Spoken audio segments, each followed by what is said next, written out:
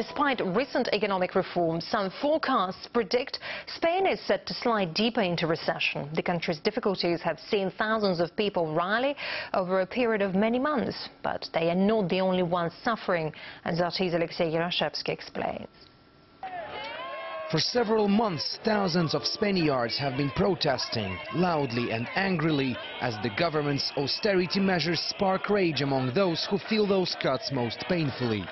A recently published financial forecast for 2013 suggests that should Madrid stick to its current financial policy, things will be looking even worse for the pensioners and the unemployed.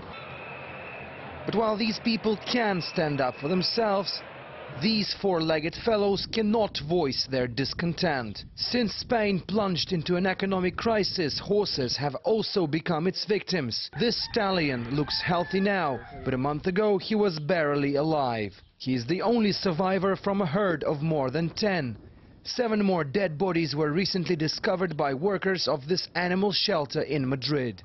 The number of horses we have to care for has increased dramatically with the crisis. People can't afford to keep them, that's why they dispense with them. We find them in terrible condition, almost dead. They eat their own excrement and drink rainwater to survive.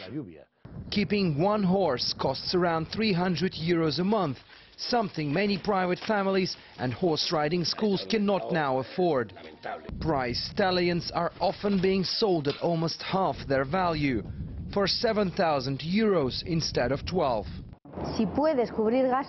We're losing money. It's good if we can at least cover our expenses. We're afraid we might have to sell our horses to slaughterhouses if we don't find the means to survive. And that is exactly what thousands of horse owners have done since Spain plunged into recession. This year, the horse meat industry registered an increased input of 30%. Horse meat is not so popular with Spanish consumers, so it is usually exported abroad to countries like Belgium, Italy, France and Russia. About 80% is for human consumption and 20% is processed into animal food. This shelter hasn't seen any state subsidies in 4 months, but private donations ensure its survival.